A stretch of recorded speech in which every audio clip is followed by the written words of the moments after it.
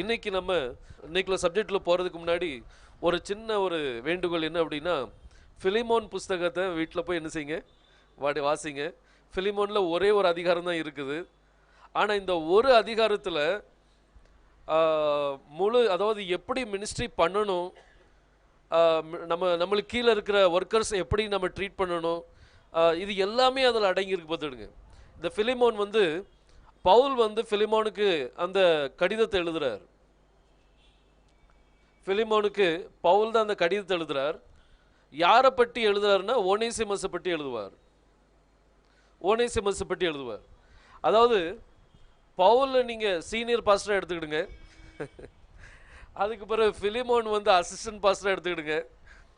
ஓனேசிமஸ் அவங்களுக்கு கீழே ஃபிலிமோனுக்கு கீழே ஒரு ஒர்க்கராக நீங்கள் என்ன செய்யுங்க, எடுத்துக்கிடுங்க. ஸோ ஒரு ஃபிலிமோன் இந்த பவுல் கூட எப்படி இருக்கிறான், பவுல் ஃபிலிமோனுக்கும் ஒனேசிமஸுக்கும் எப்படி இருக்கிறான், ஒனேசிமஸ் எப்படி பிஹேவ் பண்ணுறான், இது எல்லாத்தையும் நீங்கள் பார்த்தீங்க அப்படின்னா நீங்கள் உங்களுடைய ஊழியத்தை நீங்கள் என்ன செஞ்சிடலாம், நல்ல ஒரு ரொம்ப நல்ல ஸ்டெடியான ஒரு இதில் என்ன செய்யலாம், கொண்டு வரலாம் பார்த்துடுங்க.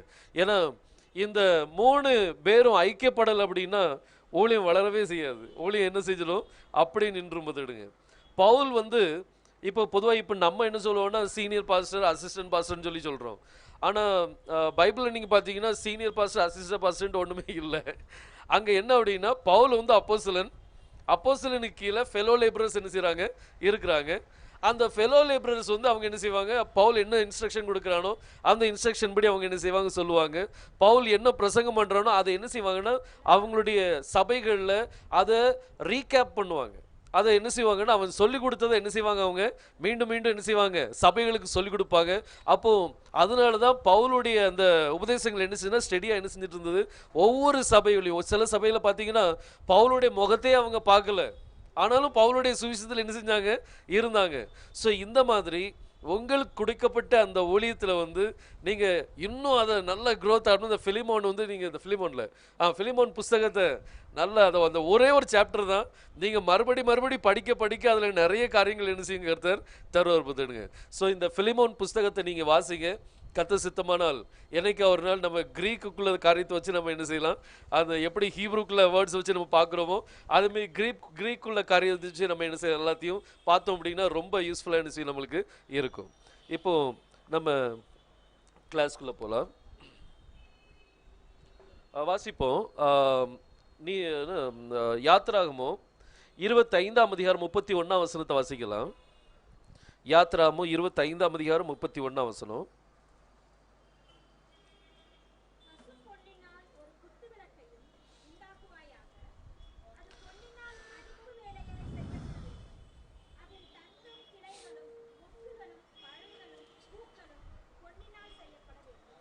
சரி, அப்படி தலையில் தாழ்த்தி நம்ம ஜெபிப்போம். இந்த வசனத்திலேருந்து கர்த்தர் நம்மளோடு பேசும்படியாக நம்மத்தில் ஜீவனந்தமையா இருக்கிறாங்க, வக்கீல் ஜீவனந்தமையா நம்ம முன்னாடி வரும்படி கேட்டுக்கொள்கிறேன். அவங்க முன்னாடி இந்த வசனத்துக்காக யாத்ராம 25:31 கர்த்தர் பேசும்படியாக ஜெபிப்பாங்க. ஹல்லேலூயா, ஸ்தோத்திரம் ஆண்டவரே, ஹல்லேலூயா. கர்த்தாவே, ஹல்லேலூயா. வானவில்லை எங்களுடைய வாழ்க்கையில் உடன்படிக்கையாக வைத்த கர்த்தாவே, ஸ்தோத்திரம் ஸ்தோத்திரம் ஸ்தோத்திரம். வானவில்லுக்கு 7 விதமான வர்ணங்கள் உண்டு ஆண்டவரே. அதே போல் எங்களுடைய ஆவி ஆத்மா சரீரம் முழுவதும் வானவில்லின் உடன்படிக்கையின் ஆவியினால் எங்களுடைய எண்ணம் சொல் செயல் அனைத்தையும் முத்திரித்ததுக்கு கொடான ஸ்தோத்திரம் ஆண்டவர். தேவரே, நீங்கள் 7 குத்து விளக்கின் நடுவில் உலாவி கொண்டு ஆண்டவரே, ஸ்தோத்திரம். அதே போல் கர்த்தாவே, எங்கள் ஒவ்வொருவரும் கர்த்தாவே கண்மல் மேல் வைக்கப்பட்ட அக்னி ஸ்தம்பத்தை போல வைத்து ஆண்டவரே இந்த திரளான குத்து விளக்குகள் மத்தியில் நீங்கள் அசைவாடி உங்களுடைய ராஜரீக அபிஷேகத்தினால் முத்திரித்து வார்த்தை என்னும் மன்னாவை இஸ்ரவேல் மக்கள் இச்சித்த பொழுது பாளையம் முழுவதும் கர்த்தாவே காடைகளால் நிரப்பினதை போல கர்த்தாவே, ஹல்லேலூயா, அந்த வார்த்தை என்னும் கர்த்தாவே ஒரு விசேஷ அபிஷேகத்தினால் ஒவ்வொருவரையும் முத்திரித்து ஆண்டவரே அந்த வார்த்தை என்னும் அந்த மன்னாவை கொடுத்த கர்த்தாவே இந்த தாசனுக்கு ஆவிக்குரிய சகல விதமான ஆசீர்வாதங்களாலும் முத்திரித்து கொள்ளலாம். ஸ்தோத்திரம். ஆசீர்வாதத்தை பலப்பத்தை சிறப்படுத்தும் தேவரீர் மகிமையின் பிரசன்னதா முத்திரியும் இயேசு கிறிஸ்துவின் பிதாவே, ஆமென். தேங்க்யூ. மீண்டும் வாசிக்கலாம் அந்த வசனத்தை. இன்றைக்கி நம்ம ஒரு குத்து விளக்கை பற்றி நம்ம பார்க்க போகிறோம். இந்த குத்து விளக்கு வந்து அந்த ஹீப்ரு ஜன மத்தியில் ரொம்ப முக்கியமான ஒரு விளக்கு. அதை நம்ம இங்கிலீஷில் பார்த்தீங்கன்னா கேண்டில் ஸ்டாண்ட் போட்டிருப்பாங்க, இல்லாட்டி கேண்டில் ஸ்டிக்குன்னு சொல்லியும் போட்டிருக்கிறாங்க. அது கேண்டில் ஸ்டிக் கிடையாது, அது குத்து விளக்கு.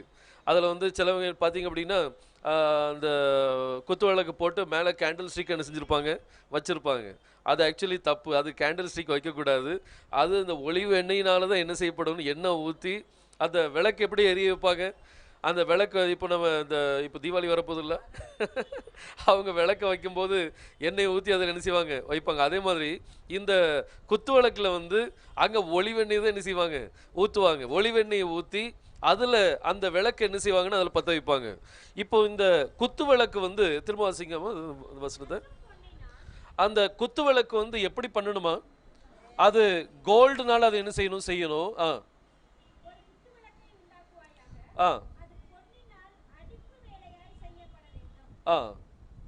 சரி. இப்போ இந்த குத்து விளக்கு வந்து அதுக்கு மொத்தம் 6 பிரான்ச் உண்டு, அப்புறம் ஒரு ஸ்டெம் உண்டு. இந்த 7 இந்த காரியங்கள் வச்சு தான் அதை என்ன சொல்லுவாங்க, அந்த குத்து விளக்கு வந்து உருவாகுது. அந்த குத்து விளக்கை வந்து ஹீப்ரூவில் என்ன சொல்லுவாங்கன்னா மெனோரா அப்படின்னு சொல்லுவாங்க. என்ன சொல்லுவாங்க, மெனோரா அப்படின்னு சொல்லுவாங்க. இந்த மெனோரா வந்து இந்த மெனோராவில் வந்து ஏன் இதை மெனோரான்னு சொல்கிறாங்க, ஏன் இந்த மெனோரா வந்து இது மனிதனால் ஏற்படுத்தப்பட்ட ஒரு காரியம் அல்ல. இது தேவனே மோசேட்ட சொல்லி இந்த காரியத்தை நீ செய்தாகணும், நான் என்ன பேட்டர்ன் உனக்கு கொடுக்குறேனோ, எந்த ப்ளூ பிரிண்ட் உனக்கு கொடுக்குறேனோ அந்த ப்ளூ பிரிண்ட் படி தான் நீங்கள் என்ன செய்யணும், அந்த செய்யணும் அப்படின்னு சொல்லி கர்த்தர் கொடுக்குறார். பாருங்க, அதுலேயே 40ஆம் வசனத்தில் கர்த்தருடைய ஸ்டேட்மெண்ட்டை பாருங்க. மலையிலே உனக்கு காண்பிக்கப்பட்ட மாதிரி ஒரு ப்ளூ பிரிண்ட்டை கர்த்தர் காமிக்கிறார். அந்த காண்பிக்கப்பட்ட மாதிரியே அவைகளை செய்வதற்கு நீ எப்படி இரு, எச்சரிக்கை. அப்போ அந்த மாடல் வந்து கொஞ்சம் கூட என்ன செய்யக்கூடாது, மாறக்கூடாது, கொஞ்சம் கூட மிஸ்டேக் இருக்கக்கூடாது. அப்போ இந்த மெனோரா வந்து இவர் ஒரு ப்ளூ பிரிண்ட்டை காமிச்சு இதே மாதிரி நீ செய் அப்படின்னு சொல்லிட்டார். அதே மாதிரியே இந்த மோசே என்ன செய்யறார் அப்படின்னா கட்டளை கொடுத்து இங்க மெனோரா வந்து நம்ம முன்னாடி என்ன செஞ்சுட்டார், அவர் செய்து வச்சுட்டார். இந்த மெனோரா வந்து இட்ஸ் ஜஸ்ட் எ ஷேடோ, இது ஒரிஜினல் இல்லை. ஒரிஜினல் அவர்கிட்ட தான். எல்லாமே யாருக்குள்ளதான் நிறைவேறும், எல்லாமே கிறிஸ்துவுக்குள்ளதான் நிறைவேறும். பார்த்துடுங்க, பழைய ஏற்பாடு நம்ம நேற்று பார்த்தோம். நவோமி வந்து பழைய ஏற்பாடு, ரூத் வந்து யாரு, புதிய ஏற்பாடு. ரூத் வந்து பழைய ஏற்பாட்டை கெட்டி பிடிச்சிக்கிட்டா, நான் உண்மை விட்டு என்ன செய்ய மாட்டேன், போக மாட்டேன் அப்படின்னு சொல்லிட்டா. ஆனா ஓர்பால் அப்படி இல்லை. ஓர்பால் என்ன செஞ்சுட்டா, அவ கிளம்பி போயிட்டா. இந்த புதிய ஏற்பாடு வந்து பழைய ஏற்பாடு இல்லாட்டி புதிய ஏற்பாடு இல்லை, அந்த இணைப்பு வந்து இருக்குது. அந்த பழைய ஏற்பாடுடைய உண்மையான அதாவது நிறைவு வந்து எங்க காணப்படும் அப்படின்னா அங்க புதிய ஏற்பாடுல தான் என்ன செய்யப்படுது, காணப்படுது. பாருங்க, இந்த மெனோராவும் கூட இது ஒரு ஷேடோ, இது ஒரு ஷேடோ மட்டும்தான், இது ஒரிஜினல் இல்லை. ஒரிஜினல் வந்து யாருக்குள்ளதான் நிறைவேறணும், கிறிஸ்துவுக்குள்ளதான் என்ன செய்யணும், நிறைவேறணும். பாருங்க, மீண்டும் அந்த வசனத்தை வாசிக்கலாம். கொலோசியர் 2ஆம் அதிகாரம் 16-17 வசனத்தை வாசிக்கலாம். கொலோசியர் 2ஆம் அதிகாரம். ஆகையால் போஜனத்தையும் பானத்தை குறித்தாவது பண்டிகை நாளையும்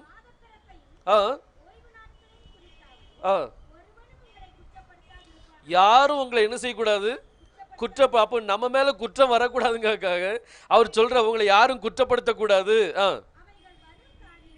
இந்த காரியங்கள் வந்து என்னதான், இது ஒரு நிழல். யாருக்கு வரக்கூடிய காரியத்துக்கு என்னதான் இருக்குது, நிழலா இருக்குது. இதனுடைய மீனிங் யாரை பற்றினது, அது கிறிஸ்துவை பற்றின பொருள். அதனுடைய பொருள் வந்து கிறிஸ்துவை பற்றினது. எல்லாமே அவருக்குள்ளதான் நிறைவேறும்.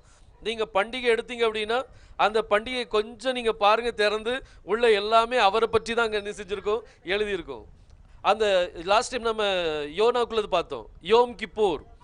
யோம் கிப்பூர்னா என்னது, அது பாவ நிவாரண நாள், அட்டோன்மெண்ட் டே. இந்த அட்டோன்மெண்ட் அந்த யோம் கிப்பூர்ல ஜனங்கள் என்ன செஞ்சிட்டு இருந்தாங்க? ஒரு 2 ஆடை கொண்டு வருவாங்க. அது 2 ஆட்டு மேல ஆரோன் என்ன செய்வார்? தன்னுடைய கையை வச்சு அந்த இஸ்ரவேல் ஜனங்களுடைய பாவத்தெல்லாம் அது மேல சுமத்தி, அதுக்கு பிறகு ஒரு ஆடை போக்காடாகவும் ஒரு ஆடை பலியாடாகவும் என்ன செய்வாங்க? கொடுப்பாங்க. இந்த 2 காரியமும் யார் நிறைவேற்றுறா? கிறிஸ்துக்குள்ளே நிறைவேறுது. அவர் தான் போக்காடு, அவர் தான் யாரு? பலியாடு. இவர் நம்மளுடைய பாவத்தெல்லாம் சுமந்து சிலுவையில் என்ன செய்தார்? பலியாயிட்டார். அப்போ இந்த யோம் கிப்பூர், அதாவது அட்டோன்மெண்ட் நம்மளுக்கு முடிஞ்சாயிட்டு. அட்டோன்மெண்ட் நம்மளுக்கு முடிஞ்சிட்டு. அது ஒரு ஷேடோ தான். யோம் கிப்பூர் என்னது? ஒரு ஷேடோ. இது யார் மேல நிறைவேறுது? கிறிஸ்துக்குள்ள நிறைவேறுது. அப்போ யோம் கிப்பூர் முடிஞ்சிட்டு, கிப்பூருடைய அட்டோன்மெண்ட் வந்து முடிஞ்சு போச்சு. அப்போ திரும்ப நம்ம கிப்பூர் செய்ய வேண்டிய அவசியம் இருக்கா? இல்லை. கிப்பூர் செய்ய வேண்டிய அவசியம் இல்லை, பலியிட வேண்டிய அவசியமே இல்லை. அப்போ யோம் கிப்பூர் ஒரு ஷேடோ, அது அவருக்குள்ள நிறைவேறிட்டு முடிஞ்சிட்டு, கம்ப்ளீட். இனிமே நம்ம எந்தெந்த நாள்லாம் நம்ம உபாசம் எடுக்கிறோமோ, யோம் கிப்பூர்ல என்ன செய்வாங்க? உபாசம் எடுப்பாங்க. உபாசம் எடுத்து 5 நேரம் தேவனுடைய பிரசன்னத்தில் போய் ஆண்கள் என்ன செய்வாங்க? தன்னை காமிப்பாங்க. அங்கே யோனாவின் புஸ்தகத்தை என்ன செய்வாங்க? அங்கே வாசிப்பாங்க. பார்த்துடுங்க. ஏன்னா நினைவே பட்டணத்தார் அந்த ஒரு நாள் அவனுடைய சுவிசேஷத்தை கேட்டு ஒரே நாளில் மனம் திரும்பிட்டாங்க பாருங்க. முழு ராஜ்யமும் மனம் திரும்பிட்டு, அதே மீதி கர்த்தருடைய விருப்பம் என்னன்னா எல்லாரும் ஒரே நேரத்தில் என்ன செய்யணும்? மனம் திரும்பணும். அப்போ இந்த உபவாசத்தின் நோக்கம் என்ன? அட்டோன்மெண்ட் அங்கே நடக்குது. ஆனால் இன்னைக்கு அட்டோன்மெண்ட் முடிஞ்சிட்டு, என்னைக்கெல்லாம் நம்ம உபவாசம் எடுக்கிறோமோ அன்னைக்கெல்லாம் நம்ம என்ன செய்யணும்? அவருடைய மரணத்தை நினைவு கூறணும். அதாவது அதை உபவாசம் எடுக்கும்போது நம்ம யாராவது மனம் திரும்புவதற்காக என்ன செய்ய வேண்டியிருக்குது? உபவாசம் எடுக்கணும். இன்னைக்கு நம்மளுடைய பிரயோஜனத்துக்காக, நம்மளுடைய காரியத்துக்காக நம்ம என்ன செய்யறோம்? உபவாசம் எடுக்கும். ஆனால் எஸ்தரை போல தன்னுடைய ஜனங்கள் அழியாதபடிக்கு அவங்களுக்காக என்ன செய்யணும்? நம்ம உபவாசம். இப்படி யோம் கிப்பூர் இது நிறைவேறி முடிஞ்சிட்டு. அப்போ யோம் கிப்பூர் இது வந்து ஒரு ஷேடோவாக இருந்தது. அந்த யோம் கிப்பூர் இப்போ யாருக்குள்ள நிறைவேறிட்டு? கிறிஸ்துவுக்குள்ள நிறைவேறிட்டு. அதே போல இந்த மெனோராவை நீங்க பார்த்தீங்க அப்படின்னா, இந்த மெனோராவும் யாருக்குள்ள நிறைவேறுது? அது கிறிஸ்துவுக்குள்ள தான், மேசியாவுக்குள்ள தான் என்ன செய்யும்? நிறைவேறும். இப்போ இந்த மெனோராவை கர்த்தர் கிளியரா சொல்லிட்டார். நான் என்ன பேட்டர்ன் காமிச்சிருக்கிறேனோ அதை மாதிரியே என்ன செய்யுங்க. இந்த பேட்டர்ன் ரொம்ப முக்கியமானது. பாருங்க, இந்த மெனோரால மொத்தம் எத்தனை அல்பபெட் இருக்கு அப்படின்னா, மெம், நூன், வாவ், ரெஷ், அடுத்தது ஹே. இந்த 5 அல்பபெட் சேரும்போது உங்களுக்கு என்ன கிடைக்குது? மெனோரா அப்படின்னு சொல்லி கிடைக்குது. இந்த மெனோரால வந்து ஒரு முக்கியமான காரியம் என்ன அப்படின்னா, இது பரிசுத்த ஸ்தலத்தில் வைக்கப்பட்டிருக்கணும். அதுல இருக்கிற விளக்கு வந்து என்ன செய்யக்கூடாது? அணையக்கூடாது. அது எரிஞ்சிட்டே என்ன செய்யணும்? இருக்கணும். இந்த மெனோரால இந்த நூன், வாவ், ரெஷ், இந்த 3 மட்டும் நீங்க எடுத்தீங்க அப்படின்னா இதுக்கு நூர் அப்படின்னு சொல்லி சொல்லுவாங்க. நூர் அப்படின்னு சொல்லுவாங்க. நூர் அப்படின்னா அக்கினின்னு சொல்லி அர்த்தம். நூர்னு என்னது? ஃபயர், இக்னைட் அப்படின்னு சொல்லி அர்த்தம். என்னது? ஃபயர். பார்த்துங்க, ஃபயர் இக்னிஷன். இந்த நூர் அப்படின்னா அக்னி. இந்த மெனோராவை கர்த்தர் எதுக்காக வச்சிருக்காரு அப்படின்னா, இந்த இடத்துல என்ன வைக்கணும்? நீங்க அக்னி என்ன செய்யணும்? வைக்கணும். இதுல இன்னும் நீங்க விசேஷமா பார்த்தீங்க அப்படின்னா, இந்த 2 எழுத்து மட்டும் நீங்க எடுத்துக்கிடுங்க. மெம் அண்ட் நூன். அதாவது மெனோரா அப்படிங்கிறதுல நீங்க மெனா மட்டும் எடுத்தீங்க அப்படின்னா, that means to appoint an officer. ஒரு ஆஃபீஸரை நம்ம என்ன செய்யறோம்? அப்பாயிண்ட் பண்றோம். மெனான்னா என்ன அர்த்தம்? ஒரு ஆஃபீஸரை நம்ம என்ன செய்யறோம்? அப்பாயிண்ட் பண்றோம். To appoint an officer. எதுக்கு? இதை இக்னைட் பண்றதுக்காக. இதை இக்னைட் பண்றதுக்காக ஒரு ஆஃபீஸர் அங்க என்ன செய்யப்படணும்? அப்பாயிண்ட் பண்ணப்படணும். அதுவும் ஆஃபீஸர் வந்து வேற யாரும் கிடையாது, அது ஆசாரியன் தான். அந்த ஆஃபீஸர் பிரீஸ்ட் தான் என்ன செய்வாங்க? அதுக்கு அப்பாயிண்டட் பர்சன். இன்னைக்கு நம்மளுக்கு சீஃப் பிரீஸ்ட் யாரு? யோசுவா தான். யாரு சீஃப் பிரீஸ்ட்? நம்மளுக்கு அவர் மட்டும்தான். பாருங்க, அவர் தான் நம்மளுக்கு அப்பாயிண்டட் ஆஃபீஸர். பாருங்க, இந்த ஆஃபீஸர் இங்க இந்த அப்பாயிண்ட் ஆகும்போது அவங்களுக்கு ஒரு சில குவாலிட்டிஸ் என்ன செய்வாங்க? பார்ப்பாங்க. அந்த ஒரு ஆசாரியன் அப்படின்னா எல்லாம் தகுதி இருக்குல்ல. ஆசாரியன்னா என்ன இருக்கணும்? இப்போ உதாரணமா அது என்ன சொல்ல, வாட்ச்மேனுக்கு என்ன சொல்லுவாங்க? செக்யூரிட்டி இல்லை, அதுவும் இங்கிலீஷ்ல தான் சொல்றீங்க. காவல்காரர், அப்புறம் தமிழ்ல ஜாமக்காரன். ஜாமக்காரன் தமிழ் ஸ்டேட், நம்ம பைபிள் ஸ்டேட்மெண்ட் தான் நம்ம யூஸ் பண்ணணும். ஜாமக்காரன். இந்த ஜாமக்காரனை அவனும் ஒரு ஆஃபீஸர் தான். ஆனால் அந்த ஆஃபீஸரை நீங்கள் இப்போ நம்ம எல்லாருமே யார் தான்? அது பயன்படுத்த முடியாது. நம்ம எல்லாருமே யார் தான்? ஜாமக்காரர்கள் தான். நம்ம எல்லாரும் யார் தான்? ஜாமக்காரர்கள் தான். எந்த ஊருக்கு ஜாமக்காரர்கள்? இந்த கோயம்புத்தூர் பட்டணத்துக்கு. இதை மறந்துடாதீங்க. அங்கே ஜாமக்காரர் நம்மளுக்கு அவர் மட்டும்தான். ஆனால் இங்கே ஜாமக்காரர் வந்து இங்கே கோயம்புத்தூர் பட்டணத்துக்கு எத்தனை பேர் இருக்கும் ஜாமக்காரர்? கிட்டத்தட்ட பாஸ்டர்ஸ் பார்த்தீங்க அப்படின்னா ஆயிரக்கணக்கான பாஸ்டர்ஸ் நம்ம என்ன செய்கிறோம்? இருக்கிறோம். பாருங்க, எல்லாருமே ஜாமக்காரனுக்கு ஒரு குவாலிட்டி உண்டு. ஒரு குவாலிட்டி இல்லை, 3 குவாலிட்டி உண்டு. பார்த்துக்கிடுங்க. முதல் குவாலிட்டி என்ன அப்படின்னா, அவன் குருடனா என்ன செய்யக்கூடாது? இருக்கக்கூடாது. ஜாமக்காரனுக்கு தூர பார்வை இருக்கணும். கலர் பிளைண்ட்னஸும் இருக்கக்கூடாது. கலர் பிளைண்ட்னஸ் இருந்தால் போச்சு. அதுமாரி ஷார்ட், சிலவங்களுக்கு கண் பார்வை பக்கத்தில் தெரியாது தூரத்தில் தெரியாதுன்னு சொல்லுவாங்க. ஷார்ட் சைட் லாங் சைட் இருக்க மாதிரி இருக்கக்கூடாது. அவங்களுடைய கண் பார்வை தெளிவாக என்ன செய்யும் இருக்கும். அவங்களுடைய, அதாவது சொல்ல போனால் இப்போ ஒரு ஜாமக்காரன் வந்து இப்போ நிற்கிறான்னு நினைக்கிறேங்க, ஒரு டவரில் உட்காந்துட்டு இருக்கிறான். தூரத்தில் அங்கே பொழுது எந்திரிச்சு வருது. பொழுது எந்திரிச்சு வரும்னா இவன் கண் பார்வை டக்குன்னு என்ன செய்யணும்? ஸ்பாட் அவுட் பண்ணணும். ஏன் அந்த பொழுது வருது? ஒரு புயல் வருதா, இல்லாட்டி இராணுவம் திரண்டு வருதா, இல்லாட்டி ஒரே ஒரு மனிதன் வாரானா? இது வந்து இவன் தூர பார்வையில் பார்த்து அவன் பக்கத்தில் வர்றதுக்கு முன்னாடியே ராஜாவுக்கு எச்சரிப்பு வந்துடணும். அங்கே பொழுது அங்கே யுத்தத்துக்கு வந்துட்டு இருக்காங்க அப்படின்னா எச்சரிப்பின் சத்தத்தை கேட்டு இவங்க எல்லாம் யுத்தத்துக்கு என்ன செய்வாங்க? ஆயுதமாயிருவாங்க. அப்படிப்பட்ட ஒரு தூர பார்வை அந்த மனுஷனுக்கு என்ன செய்யணும்? இருக்கணும். பார்த்துடுங்க. அதே போல நம்ம ஜாமக்காரன் அப்படின்னா அப்போ நம்ம பார்வை எப்படி இருக்கணும்? அதாவது ஆவிக்குரிய தரிசனங்களை பார்த்து வரக்கூடிய அந்த ஆபத்துக்கள் என்ன செய்யணும்? ஜனங்களுக்கு சொல்லணும். பார்த்துடுங்க. அந்த தூர பார்வை உள்ளவங்க தான் யாரு? ஜாமக்காரனா என்ன செய்ய முடியும்? இருக்க முடியும். அதுலேயும் விசேஷமாக நீங்கள் பார்த்தீங்கன்னா ஜாமக்காரர் என்ன செய்யக்கூடாது? தூங்கக்கூடாது. ஜாமக்காரர் என்ன செய்யக்கூடாது? அவங்க தூங்க கூடாது. தூங்கினாங்கன்னா ஜாமக்காரனா இருக்க முடியாது. பாருங்க, அதனால தான் கர்த்தர் சொன்னார்ல, 1 மணி நேரமாவது விழித்திருக்க கூடாதா? அப்போ அந்த 1 மணி நேரம் விழிப்பு தான் கர்த்தர் கேட்குறாரு. கரெக்டாக நீங்கள் பாருங்க, இந்த நான் ஒரு இடத்துல பொள்ளாச்சியில் ஒரு பங்களா கட்டிகிட்டு இருந்தாங்க. அப்போது ஒரு ஆசாரியர் வந்து இன்னைக்கு கூப்பிட்டு போன, வாங்க என்னுடைய கை வேலையை பாருங்க அப்படின்னு சொல்லிட்டு கூப்பிட்டு போனார். கூப்பிட்டு போய் அவங்க காமிச்சிட்டு இருக்கும்போது அங்கே வாட்ச்மேன் இருந்தாங்க. அப்போ அவங்க கையில் ஒரு கடிகாரம் இருக்குது. பார்த்துட்டுங்க. அந்த கடிகாரம் நீங்கள் பார்த்தீங்கன்னா 1 மணி நேரம் மட்டும்தான் சுற்றும். 2 மணி நேரம் சுத்தாது. 24 ஹவர்ஸ் சுத்தாது. 1 மணி நேரம் மட்டும்தான் சுற்றும். கீ கொடுத்தாச்சுன்னா அடுத்த 1 மணி நேரம் சுற்றும். 1 மணி நேரம் கழிச்சு திரும்ப கீ சுற்றுனா அடுத்த 1 மணி நேரம் என்ன செய்ய சுற்றும். அப்போது இவன் முழிச்சிருக்கிறானா தூங்கி இருக்கிறானா அப்படின்னு சொல்லி எஜமானுக்கு என்ன செஞ்சிடும்? தெரிஞ்சிடும். சப்போஸ் 1 மணி நேரம் தூங்கிட்டான்னு வைங்க, அவன் கீ கொடுக்கறதுக்கு லேட் ஆயிரும். 1 மணி நேரம் லேட்டு. எஜமான் பாப்பாடே இந்த 1 மணி நேரம் என்ன செஞ்ச? நான் கவனிக்கல சார் அப்படின்னு சொன்னா தப்பிச்சுக்கிட்டான். அது 4-5 மணி நேரம் அவன் கீ கொடுக்காம இருந்தான்னு வைங்க, எஜமான் வந்து கண்டிப்பாக கன்ஃபார்மாக தெரிஞ்சு போயிடும் இவன் என்ன செஞ்சுட்டு இருந்தான்? தூங்கிட்டு இருந்தான். அதனால தான் கத்த சொன்ன 1 மணி நேரமாவது விழித்திருக்க கூடாதா? பாருங்க, ஒரு ஜாமக்காரன் தூங்கக்கூடாது. அடுத்தது இந்த ஜாமக்காரனுக்கு தூர பார்வை இருக்கணும். 3வது என்ன அப்படின்னா, இந்த ஜாமக்காரனுக்கு நட்சத்திரங்களை பற்றி என்ன செஞ்சிருக்கணும்? தெரிஞ்சிருக்கணும். பார்த்துடுங்க. ஏசாயா தீர்க்கதரிசி புஸ்தகத்தில் சொல்றாருல, ஜாமக்காரனே இரவு எவ்வளவு சென்றது அப்படின்னு கேட்கும்போது அவன் சொன்னான், என்ன விடிய காலம் வருகிறது அப்படின்னு பாருங்க. வாசிங்க 21:12 ஏசாயா.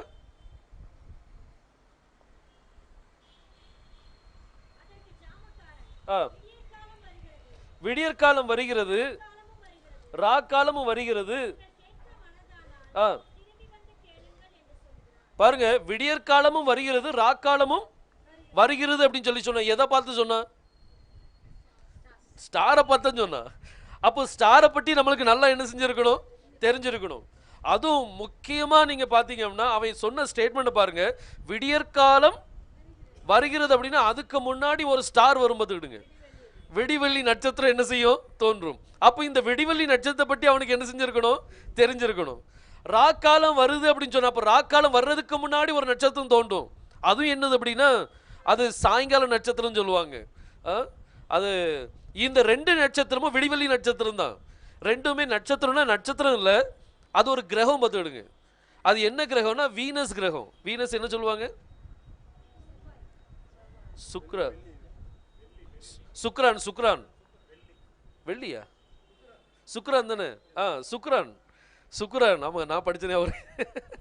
சுக்ரான் கிரகத்தை தான் என்ன சொல்லுவாங்கன்னா, அது சாயங்கால நட்சத்திரம்ட்டும் விடிவெளி நட்சத்திரம்ட்டும் அதை தான் என்ன செய்வாங்க சொல்லுவாங்க. இப்படி இந்த நட்சத்திரத்தை பற்றி, அதாவது நம்மளுக்கு விடிவெளி நட்சத்திரம் யாரு? யோசுவா தான் யாரு? அப்ப அவரை பற்றி தெரியல அப்படின்னா ஜாமக்காரனா இருக்க முடியாது. எந்த நேரத்தில் இரவு வரப்போகுது, எந்த நேரத்தில் விடியற்காலம் வரப்போகுது என்ன செய்யணும்? தெரிஞ்சிருக்கணும். அப்போ அவரை பார்க்காம நம்மளுக்கு இதனுடைய நாலேஜ் என்ன செய்யாது? தெரியாது. இப்படி ஒரு ஜாமக்காரனை நியமிக்கும் போது ஒரு சில குவாலிட்டிஸ் நம்ம பார்க்கிறோம். அதே மாதிரி மெனோரால ஒரு ஆபீசரை அப்பாயிண்ட் பண்ணும்போது, அதாவது மெனா ஒரு ஆபீசரை அப்பாயிண்ட் பண்ணும்போது அவங்களுக்குள்ள என்ன இருக்கணும்? குவாலிட்டி இருக்கணும்.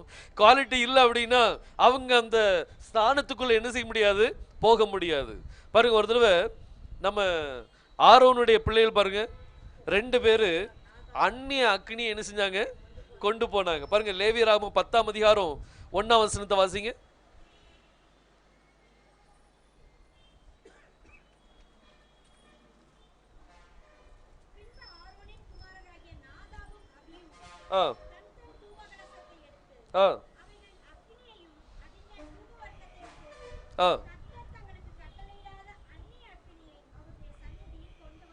அந்நிய அக்கினி என்ன செய்தாங்க? சந்நிதியில் என்ன செய்தாங்களா?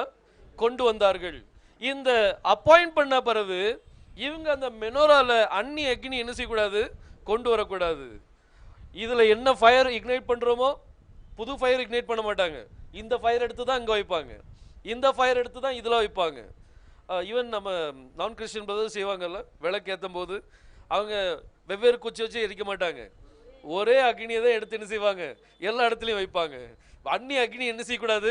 உள்ள வரக்கூடாது. எதை இக்னைட் பண்றோமோ அந்த அக்னி, அது அந்நிய அக்னி வரவே கூடாது. அதனால தான் இந்த மெனோரா இந்த லைட் மங்கி போகக்கூடாது. அது எப்பவுமே என்ன செஞ்சிட்டு இருக்கணும்? எரிஞ்சுக்கிட்டே இருக்கணும். அப்போ அந்நிய அக்னி இதுக்குள்ள வர்றதுக்கு வாய்ப்பு இல்லை. அப்போ அந்நிய அக்னியை இந்த நாதாபும் இந்த ஆரோனுடைய 2 பிள்ளைகளும் அந்நிய அக்னியை கொண்டு வரும்போது அங்க அவங்களுக்கு என்ன நடக்குது? மரணம் நடக்குது. அப்போ இந்த அந்நிய அக்னி உள்ள என்ன செய்யக்கூடாது? வரக்கூடாது. எவ்வளவு முக்கியமான காரியம் பார்த்தீங்களா? ஆனா இது என்னது? This is just a shadow. இது ஒரு ஷேடோ மட்டும்தான். நம்ம இப்போ ஷேடோ மட்டும்தான் ஸ்டடி பண்ணிட்டு இருக்கிறோம். இந்த மெனோரா கர்த்தர் ஒரு பேட்டர்னை கொடுத்துட்டார். இந்த பேட்டர்ன் படி தான் நீ செய்யணும்பா. ஆனா ஒரிஜினல் அவனுக்கு என்ன செய்யல? காமிக்கல. ப்ளூ பிரிண்ட்டை மட்டும் தான் காமிச்சார். இந்த ப்ளூ பிரிண்ட் படி நீ என்ன செஞ்சிரு. இந்த ப்ளூ பிரிண்ட் படி செஞ்சு முடிச்ச உடனே அடுத்தது அதனுடைய பொறுப்புகளை சொல்றார். நீ அப்பாயிண்ட் பண்ணு, ஒரு ஆபீசர் அப்பாயிண்ட் பண்ணு. யார் இது? ஆசாரியர்கள் மட்டும்தான். வேற யாரும் என்ன செய்ய முடியாதுல? வர முடியாது. அதுவும் இத இப்போ ஒரு இடத்துல இருந்து இன்னொரு இடத்துக்கு கொண்டு போறாங்கன்னு வைங்க. அப்ப இது என்ன செய்வாங்கன்னா ப்ளூ கலர் துணியை வச்சு என்ன செய்வாங்க? மூடுவாங்க. ஏன் ப்ளூ கலரு? ஏன் வயலட் கலர் ஏன் கிடையாது? ஏன் அந்த blue colour purple colour Bible இருக்குது, பர்பிள் கலர் வச்சு ஏன் செய்யக்கூடாது? ஆனா உடன்படிக்கையின் பெட்டியை மூடும் போது வித்தியாசமான கலர். இப்படி ஒரு சில காரியங்களை பார்க்கும்போது இந்த கலர்ஸ்லயும் என்ன செய்து இருக்குது? இந்த கலர்ஸ் பற்றி பார்க்கும்போது ரொம்ப இன்ட்ரெஸ்டிங்காக இருக்கும். பார்த்துங்க, ரெயின்போ கலர்ஸ், அந்த 7 கலர்ஸ், அதையும் ஒரு அசைன்மெண்ட் மீது எடுத்துக்கிடுங்க. அந்த ரெயின்போ கலர்ஸ் என்ன செய்யுங்க? ஸ்டடி பண்ணுங்க. ரெட்னா என்ன? வயலட் கலர் என்ன? இந்த வயலட் கலர் ரொம்ப சூப்பராக இருக்கும். பார்த்துக்கிடுங்க, வயலட் கலர் பைபிள்லே கிடையாது, பைபிள் எங்கேயுமே இருக்காது வயலட் கலர். இந்த வயலட் கலர் ரெட் என்னது? Redemption, salvation. ஓகே, ரெட் என்னது? நம்மளுக்கு சால்வேஷன். இந்த சால்வேஷன்ல ஆரம்பிச்சு நம்மளுக்கு எங்க டாப் மோஸ்ட் என்னது? வயலட் கலர் நம்மளுக்கு கிடைக்குது. இந்த வயலட் கலர் வரும்போது அங்க டிரான்ஸ்ஃபார்மேஷன் நடக்கணும். அங்க என்ன நடக்கணும்? டிரான்ஸ்ஃபார்மேஷன். ஆனா பைபிள்ல நீங்க பாத்தீங்கன்னா வயலட் கலர் எங்கேயுமே கிடையாது, எங்கேயுமே இருக்காது. ஆனா ஒரு வார்த்தை சொல்லப்பட்டிருக்குது, உப்பு சாரமட்டு போனால் அது எதனால் சாரமாக்கப்படும்? அது எப்படி சாரமாக்கப்படுமா? அக்கினினால். என்ன? அக்கினினால் தானே சாரமாக்கப்படும். இப்போ நம்மகிட்ட சாரம் இருக்குதா? இல்ல. முதல்ல இருந்துச்சா? இல்ல. எப்படி வந்துச்சு? அவருடைய ஆவியானவர் நம்மளை தொட்டதுனால நம்மளுக்கு சாரம் என்ன செய்யுது? வருது.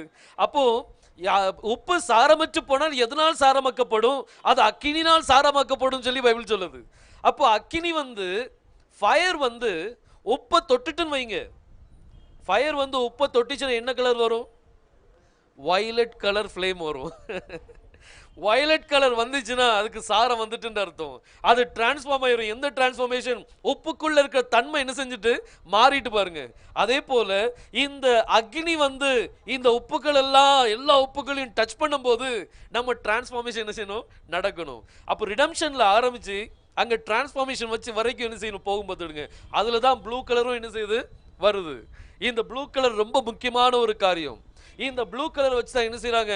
இந்த குத்துவிளக்கு, அதாவது இந்த மெனோராவை என்ன செய்வாங்க?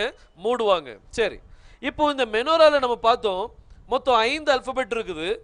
இதுல இந்த 2 அல்பபெட் மெனா அப்படின்னு சொல்லி நான் எடுத்தோம் அப்படின்னா அதுக்கு அர்த்தம் வந்து, அதாவது டு அப்பாயிண்ட் அன் ஆஃபீஸர், ஒரு ஆஃபீஸரை நம்ம என்ன செய்யறோம்?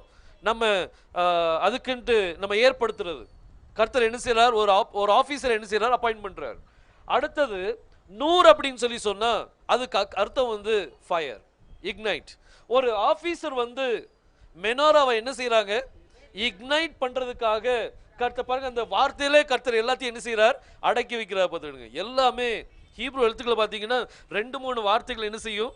மிக்ஸ் ஆகி அதுக்கு பிறகு அதுல என்ன செய்வாங்க? கொண்டு வருவாங்க. ஆனா அந்நிய அக்கினி இதுக்குள்ள என்ன செய்யக்கூடாது? வரவே கூடாது. பாருங்க, இன்னொரு வசனமும் வாசிருங்க. என்னாகமம் 3ஆம் அதிகாரம் 4ஆம் வசனத்தை வாசிங்க.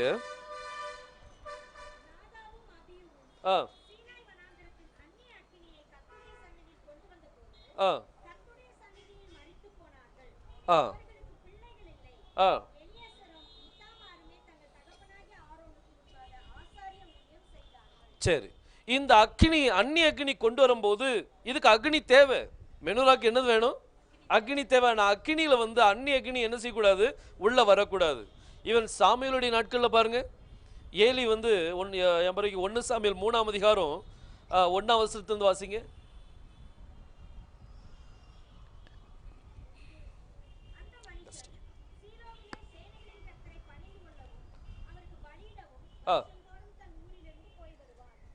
ரைட். 3ஆம் அதிகாரம் தானே? 1 சாமுவேல் 3ஆம் அதிகாரம் 1ஆம் வசனம். சாமுவேல் என்னும் பிள்ளையாண்டான் ஏலிக்கு முன்பாக கர்த்தருக்கு பணிவிடை செய்து கொண்டிருந்தான். கர்த்தருடைய வசனம் எப்படி இருந்ததா? அதாவது சொல்ல போனா வசனமே இல்லை, வார்த்தையே கிடைக்கல. வார்த்தை கர்த்தருடைய வசனம் அப்படின்னா அங்க ஆலோசனை கேட்பாங்கல்ல, ஆலோசனை கேட்கும்போது கர்த்தர் பேசக்கூடிய அந்த வார்த்தைகள், கர்த்தருடைய வசனம் அங்க அபூர்வமா இல்ல, ரொம்ப ரேருங்க. பிரத்யட்சமான தரிசனமும் கிடையாது, அங்க விஷனே இல்லை. அப்போ எப்படிப்பட்ட நாளா இருந்துக்கும் பாருங்க. அங்க தீர்க்கதரிசி இல்ல, விஷன் இல்ல, எல்லாம் மந்தமா இருக்குது.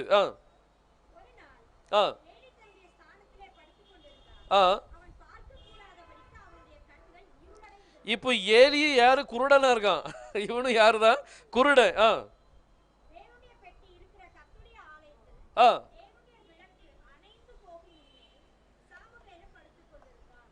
இது அணையக்கூடிய நேரத்தில் இருக்கு பாருங்க.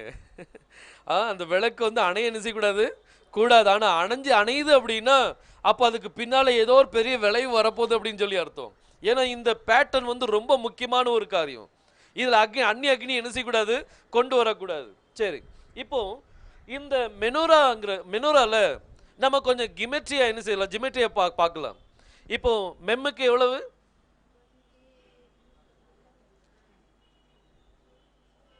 40, நூன் வந்து 50, வாவ் வந்து 6, ரெஷ் 200, ஹே 5. ரைட்டா? இது எல்லாம் டோட்டல் பண்ண எவ்வளவு வருது?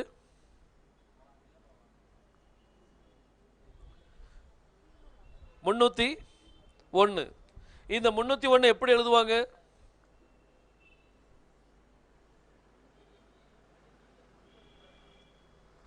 எப்படி எழுதுவாங்க?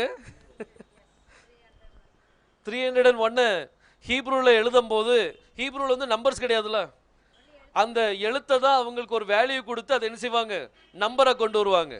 இப்படி 301 நம்ம எழுதணும் அப்படின்னா 300 அது எந்த ஆல்பபெட்டோட வேல்யூ? ஷின். 1 வந்து எந்த ஆல்பபெட்டோட வேல்யூ? ஆலஃப். ஸோ இந்த ரெண்டையும் போட்டு இந்த இடத்துல டபுள் கோட்ஸ் போட்டோம் அப்படின்னா, கெராஷிம் அப்படி போட்டோம் அப்படின்னா இது வந்து நம்பராக கவுண்ட் ஆயிரும். இந்த நம்பரை இப்போ நீங்கள் ஆல்பபெட்டா, அதாவது ஒரு வேர்டை நீங்கள் யூஸ் பண்ணி பாருங்க, என்ன வருது? எஷ். எஷ்னு என்னது? ஈஷ்னு என்னது? ஃபயர். அப்போ மெனோரால என்ன இருக்கணும்? அது தேவனுடைய ஃபயர் தான் இருக்கணும். ஷின் வந்து யாரு? ஷின் வந்து யாரு? எல்ஷடாய் தேவன். ஆலஃப்னா என்னது? பவர். அப்போ தேவனுடைய வல்லமையை வெளிப்படுத்துறதுக்கு தான் கர்த்தர் இந்த மெனோராவே என்ன செஞ்சிருக்கிறார்? வச்சிருக்கிறார். இந்த மெனோரா மூலமா கர்த்தருடைய வல்லமை என்ன செய்யும்? வெளிப்படும். 100% வெளிப்படும். பாருங்க, இந்த எல்லா காரியமும் இந்த ஆல்பபெட்டை வந்து நீங்க பாட்டா நீங்க பிரிச்சு எல்லாமே, ஆனா பைபிள் ரெஃபரன்ஸ் இல்லாம நம்ம என்ன செய்யக்கூடாது? செய்யக்கூடாது. அது ஒவ்வொரு இதுக்கும் அங்க மீனிங் என்ன செய்யணும்? இருக்கணும். இப்போ நம்ம எல்ஷடாய் தேவனுடைய வல்லமை அப்படின்னு சொன்னா உண்மையிலே அது வல்லமை தான். ஃபயர் வந்து என்னது? அது அவருடைய வல்லமை. இஸ்ரவேல் ஜனங்கள் மேக ஸ்தம்பத்தினாலும் அக்னி ஸ்தம்பத்தினாலும் என்ன செய்யப்பட்டார்கள்? வழிநடத்தப்பட்டார்கள். அந்த அக்னி ஸ்தம்பம் யாரு? எல்ஷடாய் தேவன். அவர் தான் அந்த அக்னி ஸ்தம்பம். அவருடைய வல்லம் அங்க என்ன செய்யுது? இஸ்ரவேல் ஜனங்களுக்கு முன்னும் பின்னுமாக கடந்து சென்றது. அதே அக்னி பெந்தேகோஸ்து அன்னைக்கு எல்லாரும் மேலே வந்து அமர்ந்ததுன்னு சொல்லி வேதம் சொல்லுது. யோபு சொல்றாரு, கர்த்தருடைய அக்னி என் தலையின் மேல் இருந்தது அப்படின்னு சொல்றாரு. வாசிச்சிருக்கீங்களா? கர்த்தருடைய அக்னி என் தலையில் மேல் இருந்தது அப்படின்னு சொல்றார். அப்போ இன்னைக்கு தேவனுடைய அக்னி நம்ம தலை மேல இருக்கு அப்படின்னா சிந்திச்சு பாருங்க, எல்ஷடாய் தேவனுடைய வல்லமை நம்ம மேல என்ன செய்யுது? இருக்குன்னு சொல்லி அர்த்தம். சரி, இப்போ இந்த மெனோரால இந்த மெனான்னு சொல்லி எடுத்தோம் அப்படின்னா அதுக்கு அர்த்தம் என்ன? Appointed one. அதே மாதிரி 100 அப்படின்னு சொல்லி எடுத்தாச்சுன்னா அதுக்கு அர்த்தம் என்ன? ஃபயர் அப்படின்னு சொல்லி அர்த்தம். நான் இப்போ ஒரு வசனத்துக்குள்ள போலாம், வாசிப்போம். வெளிப்படுத்தல் விசேஷம் 1ஆம் அதிகாரம் கடைசி 2 வசனத்தை வாசிங்க. நீ கண்டவைகளையும் இருக்கிறவைகளையும்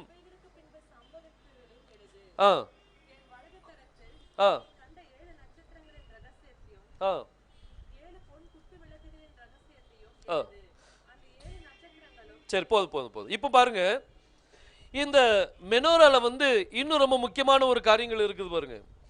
இந்த மெனோரால ஃபர்ஸ்ட் இந்த 2 எழுத்து நம்ம பார்த்தோம். மெனா அப்படின்னா என்னது? Appointed officer. 100 அப்படின்னா அக்னி. இந்த ரெஷ் ஹே அண்ட் மெம், அதாவது ரெகாம் அப்படின்னு சொன்னா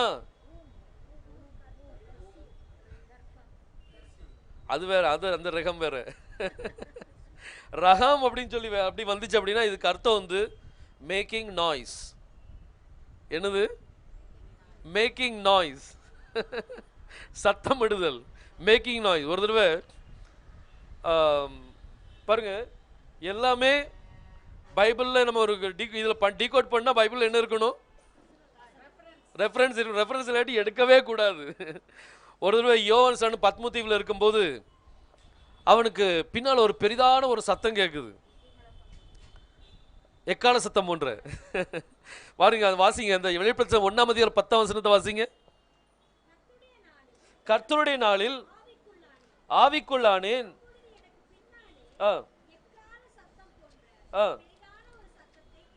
இப்போ ஒரு பெரிய ஒரு சத்தத்தை வேணுசிரம் கேட்கறது. எப்படி சத்தமா? எக்கால சத்தம் போல ஒரு பெரிய சத்தத்தை வேணுசிரம் கேட்கிறான். எங்க கேட்கிறான்? பின்னால கேட்கிறான். இந்த சத்தத்தை கேட்ட உடனே அவன் அதை என்ன செய்யறான் பாருங்க, வாசிங்க. 12ஆம் வசனத்தை வாசிங்க. இவன் எதை பார்க்க திரும்பினா? அதான் அந்த நாய்ஸ், அந்த சத்தத்தை பார்க்கறதுக்கு, அந்த வாய்ஸை பார்க்கறதுக்கு இவன் என்ன செய்யறான்? இப்போ திரும்புறான். ஏன்னா சத்தம் கேட்குது பின்னால, அது எப்படிப்பட்ட சத்தமா இருக்குது? எக்கால சத்தம் போல இருக்குதே அப்படின்னு சொல்லி இவன் என்ன செய்யறான்? இப்போ இந்த சத்தத்தை பார்க்க திரும்புறான் பாருங்க. திரும்பும் போது அங்க சத்தத்தை, இவன் யாராவது சத்தத்தை பார்க்க திரும்புவாங்களா? ஃபர்ஸ்ட் அந்த சத்தம் யார் கொடுக்குறாங்களோ அவங்கள பார்க்க தான் திரும்புவாங்க. ஆனா இங்க வயது சொல்ல அவன் எதை பார்க்க திரும்பினானா? சத்தத்தை பார்க்க என்ன செய்தான்? திரும்பினான். இந்த சத்தத்தை பார்க்க திரும்பின உடனே அங்க என்னத்தை பார்க்கிறான் அவன்? ஏன்னா அங்க இருந்தா சத்தம் வருது. ரகாம்னா என்னது? Making noise. அப்போ இந்த சத்தத்தை கேள்வி, அந்த மேக்கிங் நாய்ஸ் எப்படிப்பட்ட சத்தம்? அது எக்கால சத்தம் போன்ற ஒரு சத்தம். இந்த சத்தத்தை கேட்ட உடனே இந்த சத்தத்தை திரும்பினா அங்க என்ன என்ன தெரியுது அவனுக்கு? குத்து விளக்கு அங்க தெரியுது பாருங்க. இந்த குத்து விளக்க பார்த்த உடனே அடுத்தது என்ன நடக்கு? அந்த 7 குத்து விளக்குகளின் மத்தியிலே நிலையங்கி தரித்த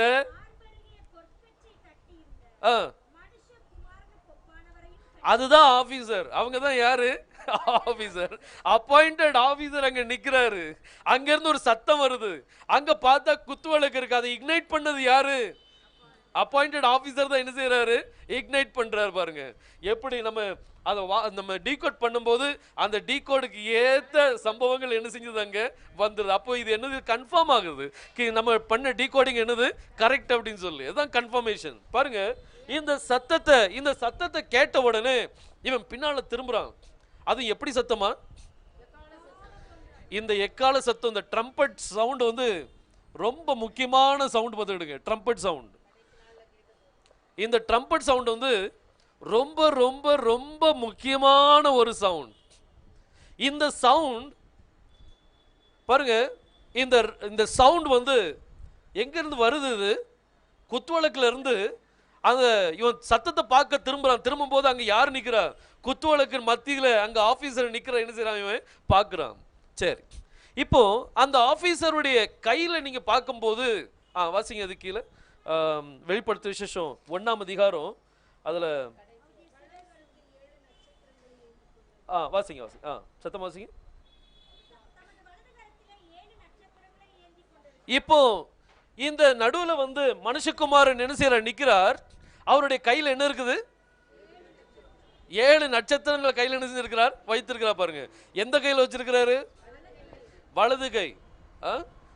அதாவது கையை பார், கையை பார், என்ன இருக்குது? நட்சத்திரம் இருக்குது. இந்த 7 நட்சத்திரமும் கையில் என்ன செய்யுது? இப்போ இருக்கு பாருங்க. இப்போ இந்த 7 குத்துவளக்கின் மத்தியில இந்த நிலையங்கி தரித்தவர் அவர் நிற்கிறார். அவருடைய கையில இப்போ 7 நட்சத்திரங்கள் இருக்குது. ஆனா அவர் யார் மத்தியில நிற்கிறாரா? குத்துவளக்கின் மத்தியில. அந்த குத்துவளக்கு எண்ணெயும் அவர் தான், அந்த குத்துவளக்கினுடைய ஆபீசரும் அவர் தான், அந்த குத்துவளக்குள்ள அக்னியும் அவர் தான், அந்த குத்துவளக்குடைய சத்தமும் அவர் தான். எல்லாமே யார் தான்? அவர் தான். பார்த்துடுங்க, பிரிக்க முடியுமா? அவரை பிரிக்க முடியாது. இவர் தான் ஆயில், இவர் தான் இந்த ஒளிவ எண்ணெய், இவர் தான் அங்க அக்னியாவும் இருக்கிறாரு. அந்த அந்நிய அக்னி கொண்டு போய் வைக்க முடியுமா? இப்போ இயேசு கிறிஸ்து ஆபீசர், இவர் வந்து வேற ஒரு அக்னியை கொண்டு போய் அங்க வைக்க முடியுமா? இல்ல, இவர் தான் அக்னி, இவருடைய அக்னி தான் அங்க என்ன செய்யுது? இருக்குது. சத்தமும் யார் தான்? அவர் தான் சத்தம், அவர் தான் அந்த சத்தம். இப்போ முதலாவது சத்தம் என்ன செய்யுது? தொனிக்குது பாருங்க. இந்த சத்தம் தொனிச்சவனே, எக்காலம் சத்தமோட சத்தம் தொனிச்சவனே பின்னால திரும்பி பார்த்தவன், இப்ப அதை பார்த்த உடனே அவன் என்ன செஞ்சிட்டான்? செத்தவனை போல என்ன செஞ்சிட்டானா? விழுந்துட்டான். அப்போ எவ்வளவு மகிமையான காரியத்தை அவன் பார்த்திருக்கான் பாருங்க. எவ்வளவு மகிமையான ஒரு காரியம், குளோரியஸ் திங், செக்கினா குளோரி. அவன் என்ன செய்யறான்? பார்க்கிறான். அவ்வளவு மகிமையான காரியத்தை பார்த்த உடனே அவன் செத்தவனை போல என்ன செஞ்சிட்டான்? விழுந்துட்டான். உடனே கர்த்தர் என்ன செய்தார்? அவன் மேல வலது கையை மேல வைக்கிறார். வைக்கும்போது நட்சத்திரங்கள் போச்சு. அவர் வலது கையில் என்ன இருக்குது? நட்சத்திரம் இருக்குது. அந்த செத்தவனை போல விழுந்துட்டான். இப்போ வலது கரத்தை தூக்கி அவன் மேல வச்சாச்சுன்னா நட்சத்திரம் எங்க ஆயிட்டு? அவனுக்குள்ள போயிட்டா? தெரியல பாருங்க. ஆனா இந்த மெனோராவை நம்ம பார்க்கும்போது அப்பாயிண்டட் ஆபீசரும் அவர் தான், அக்னியும் அவர் தான், அந்த சவுண்டை ஜென்ரேட் பண்றதும் யார் தான்? அவர் தான். பார்த்துடுங்க, எல்லா ஆயிலும் அவர் தான், எல்லாமே அவரால் தான் என்ன செய்யப்படுது? இயக்கப்படுது. இப்போ இதை பார்த்த உடனே அவன் என்ன செய்யறான்? செத்தவனை போல விழுந்துட்டான். இப்போதான் கர்த்தர் அவனுக்கு வெளிப்பாடு கொடுக்க ஆரம்பிச்சார். பாருங்க அந்த கடைசி 2 வசனத்தை வாசிங்க. நீ கண்டவைகளையும்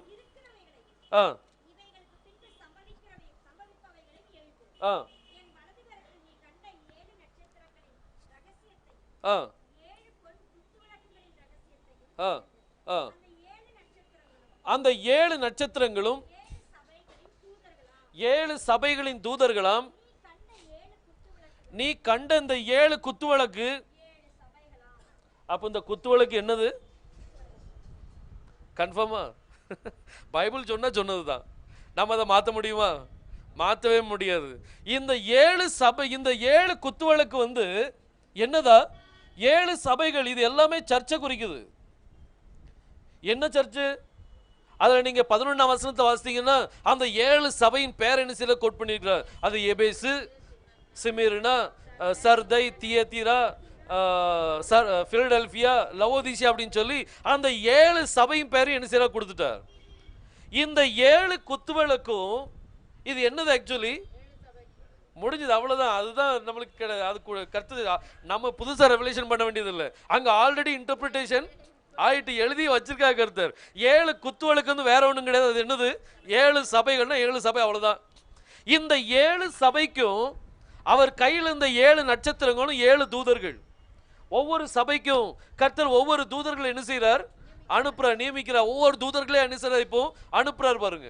இந்த 7 தூதர்களும் இவங்க போய் வேற அக்னி சொல்ல முடியுமா? வேற அக்னி என்ன செய்ய முடியாது? கொண்டு வர முடியாது. இவங்களுக்குள்ள பிரகாசிக்கிற அந்த அக்னி வந்து யாருடைய அக்னியா தான் இருக்கணும்? அது தேவனுடைய அக்னியா தான் இருக்கணும். வேற ஒரு அக்னி என்ன செய்ய முடியாது? வர முடியாது. வேற ஒரு அக்னி கொண்டு வந்தாங்கன்னா ஆரோனுடைய பிள்ளைகளுடைய கதி தான் என்ன செய்யும்? நடக்கும். சரி, இப்போ இந்த மெனோராவை நம்ம இன்னும் கொஞ்சம் பார்க்கலாம். மெம், அடுத்தது என்னது? நூன், வாவ், ரேஷ், அடுத்தது ஹே. இந்த மெம் அண்ட் நூன், இந்த 2 மட்டும் நீங்க எடுத்தீங்க அப்படின்னா, நம்ம இதுல நம்ம பார்த்தோம் மெனா அப்படின்னு சொல்லி பார்த்தோம். இதுல வந்து ஹே என்ன செய்தோம்? நம்ம சேர்த்தோம். அதனால மெனா அப்படின்னு சொல்லி வந்தது. இதுல வந்து பாருங்க, ஹீப்ரூல வந்து நீங்க 2-3 வார்த்தையை நீங்க சேர்க்கும் போது என்ன ஆகும்னா, ஏதோ லாஸ்ட் லெட்டர் இல்லாட்டி ஃபர்ஸ்ட் லெட்டர் என்ன செய்யும்? எலிமினேட் ஆயிரும். உதாரணமா யூதாவுடைய தாய் வந்து யூதாவை பெற்றுக் கொடுக்கும் போது அவ வார்த்தை சொல்ல, இனிமே கர்த்தரை துதிப்பேன் அப்படின்னு சொல்லி அவ பேர் என்ன வைக்கிறா? யூதா அப்படின்னு சொல்லி வைக்கிறா. ஸோ கர்த்தரை துதிப்பேன் அப்படிங்கிற இந்த வார்த்தை கர்த்தர், லார்ட், அடுத்தது துதிப்பேன், பிரைஸ். இந்த 2ஐயும் நீங்க சேர்த்தீங்க அப்படின்னா உங்களுக்கு ஒரு நேம் கிடைக்கும். கர்த்தர்னா என்னது? யாவே. எத்தனை ஸ்பெல்லிங் இருக்கு? 4 ஸ்பெல்லிங். அதாவது யோத், ஹே, வாவ், ஹே. இதுதான் கர்த்தருடைய பேரு. அடுத்தது பிரைஸ். பிரைஸ்க்கு யதா அப்படின்னு சொல்லுவாங்க. யதா அப்படிங்கிறதுக்கு அதில் நீங்கள் பார்த்தீங்கன்னா அதுலேயும் யோத் வரும், தாலத் வரும், அடுத்தது ஹே வரும். இந்த 3 சேரும்போது யதா அப்படின்னு சொல்லி அர்த்தம் வரும். யதா அப்படின்னா பிரைஸ். யதான்னு என்னது? பிரைஸ். இப்போ இந்த 2 வார்த்தையும் இணையும் போது, இந்த 2 வார்த்தையும் நான் இப்போ இணைக்கிறேன். இந்த 2 வார்த்தையும் இணையும் போது இந்த முதல் வார்த்தையின் கடைசி எழுத்தும் 2வது வார்த்தையின் முதல் எழுத்தும் என்ன செய்யும்? எலிமினேட் ஆயிரும். அது எடுபட்டு போயிடும். அது அதில் வராது. இந்த 2 வார்த்தையும் இணையும் போது முதல் வார்த்தையின் கடைசி எழுத்தும் 2வது வார்த்தையின் முதல் எழுத்தும் என்ன செஞ்சிடும்? எடுபட்டு போயிடும். எடுபட்டு போயிட்டு அப்படின்னா மிச்ச எழுத்தை நீங்க இணைச்சி எழுதுங்க. அதாவது இது என்னது?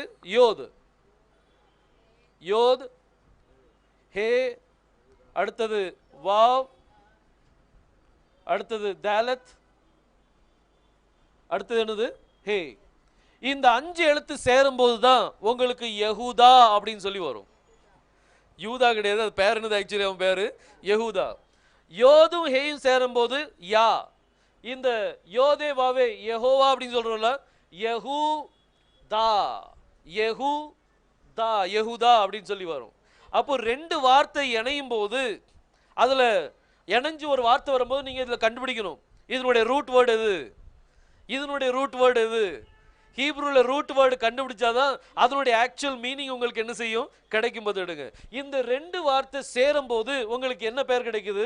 யெகூதா. அதே மாதிரி ஒரு சின்ன அசைன்மெண்ட் பண்ணுங்களேன். ரொம்ப அசைன்மெண்ட் கொடுக்கணும்.